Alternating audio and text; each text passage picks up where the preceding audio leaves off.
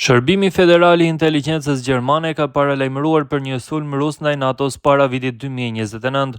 Martin Jager, kreu i shërbimit BND të spionazhit, u tha ligjvënësve se Rusia është e vendosur që ta zgjerojë sferën e saj të ndikimit më në perëndim drejt Europës.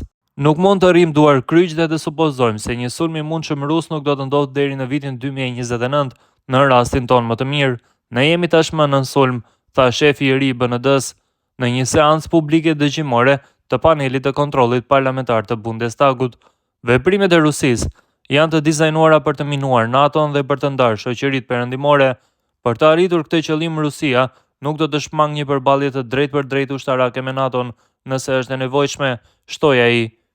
Në rastin më të mirë, Europa po përjeton një paqe të akullt që mund të shpërthejë në çdo moment në një konfrontim të nxehtë, shtoi Jager. Ai përmendi metodat e Rusisë si manipulimi zgjedhor, dezinformimi, spionazhi dhe sabotimi për të goditur perëndimin.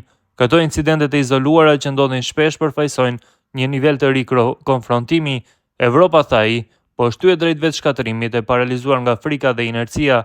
Së bashku me Jagerin ishin edhe udhëheqësit e shërbimeve të inteligjencës së brendshme dhe ushtarake të Gjermanisë. Edhe pse ata përmendën kërcënime të tjera si ekstremizmi politik dhe fetar, ishte Rusia ajo që mbizotëroi në deklarimet e tyre.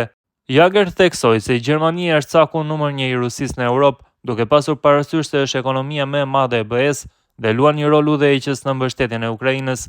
Paralajmërimet vijnë pas një serie incidentesh në Bashkimin Evropian, përfshirë inkursionin e dronëve rus në Poloni, Estoni, Letoni, Gjermani, Danimark e madje deri në Norvegji, por edhe shkeljen e hapësirës ajrore të Estonisë nga avionët luftarak rus MiG. Në Gjermani, Rusia dyshohet se qëndron pas një sër inkursionesh me dron, përfshirë edhe incidente që ndërpren operimin në aeroportin e Muniut.